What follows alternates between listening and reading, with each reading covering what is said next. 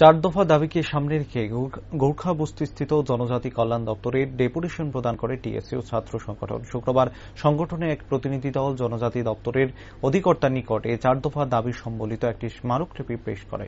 চার দফা দাবিগুলো হল, হোস্টেল থেকে যারা পড়াশোনা করছে তাদের জন্য যে খাদ্যের অনুদান দেওয়া হয় সেটা স্টুডেন্টের মধ্যে না দিয়ে অন্যভাবে প্রদান করা, কারণ অনলাইনের মাধ্যমে মোবাইল একটি ওটিপি নম্বর যায় আর সেই নম্বরে যোগাযোগ করলে টাকা পাওয়া যায়।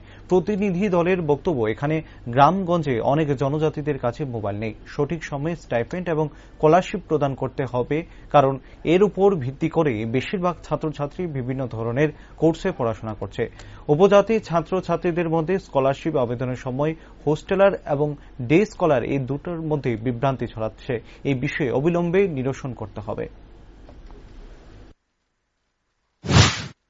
আজকে আমরা টিএসইউ সেন্ট্রাল কমিটির পক্ষ থেকে একটা প্রতিনিধিমূলক ট্রাইবাল ওয়েলফেয়ার ডাইরেক্টরের নিকট আমরা একটা মেমোরেন্ডাম সাবমিট করতে যাচ্ছি 4 দফা দাবি নিয়ে।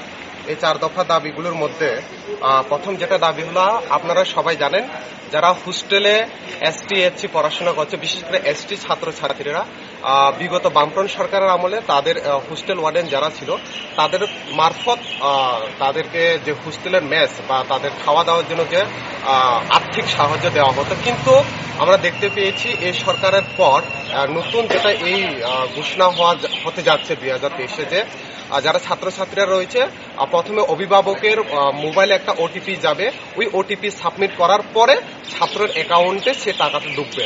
তো এক্ষেত্রে সমস্যা হলো কি, বিশেষ করে আমাদের যারা ট্রাইবাল শিডিউলের অংশের ত্রিপুরাসা কমিউনিটির লোক, গন্ডাছড়া, রৈশাবাড়ি, এরকম অনেক পুর ভিলেজ থেকে প্রপার ভিলেজ এরিয়া থেকে বিলং করে, যেটা তার কাছে এখনো মোবাইল নাই।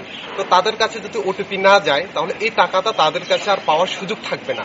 তো আমাদের প্রথম দাবি এটাই থাকবে যে এটার একটা বিকল্প যাতে ব্যবস্থা করা হোক, যেহেতু এরকম প্রচুর ছাত্রছাত্রী রয়েছে তাদের মা বাবার কাছে এখন পর্যন্ত মোবাইল নেই, ওটিপি না যেতে হবে, তো এই টাকাটা মাংনা যাবে, এরকম না করে এটার একটা বিকল্প